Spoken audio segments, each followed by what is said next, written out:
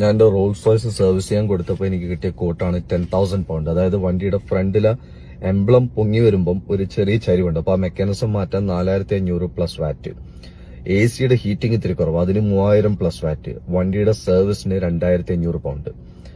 ഇതെല്ലാം കൂടെ ടോട്ടൽ എടുക്കുമ്പോൾ റഫ്ലി 10,000 പൗണ്ടാണ് വരുന്നത്. എല്ലാം പ്ലസ് വാറ്റ് ആണ് കേട്ടോ. അപ്പൊ എനിക്ക് ആക്ച്വലി പേ ചെയ്യേണ്ടി വന്നത് 0 പൗണ്ടാണ്. എങ്ങനെയാന്ന് വെച്ചാൽ ഞാൻ വണ്ടിക്ക് ഇയർലി 5,000 പൗണ്ട് വർത്തായിട്ടുള്ള ഒരു വാറന്റി വണ്ടിക്ക് എടുത്തിട്ടുണ്ട്.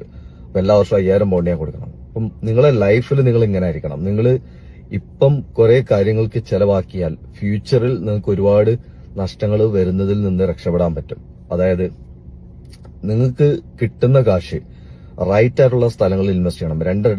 രണ്ട് കാര്യങ്ങളിൽ ഡെഫിനറ്റ്ലി ഇൻവെസ്റ്റ് ചെയ്യണം. ഒന്ന്, നിങ്ങളെ നോളജ്, കൂടുതൽ ഇൻകം കൂട്ടാൻ വേണ്ടിയുള്ള സ്കിൽസ് പഠിക്കാൻ വേണ്ടിയിട്ട്. രണ്ട്, വാല്യൂ കൂടുന്ന അസറ്റ്സിൽ ഇൻവെസ്റ്റ് ചെയ്യണം. എന്നാൽ മാത്രമേ കാശ് കൂടുതൽ ഉണ്ടാക്കാൻ പറ്റൂ. അല്ലാതെ കയ്യിലിരിക്കുന്ന കാശ് സേവ് ചെയ്താൽ you can only save how much you are making. You are not making much now. അപ്പൊ അത് 250 രൂപയുടെ ബിരിയാണി ഒരിടത്തുണ്ട്, മറ്റേ അടുത്ത് 230 ബിരിയാണി ഉണ്ട്. നമുക്ക് 230 കഴിക്കാം.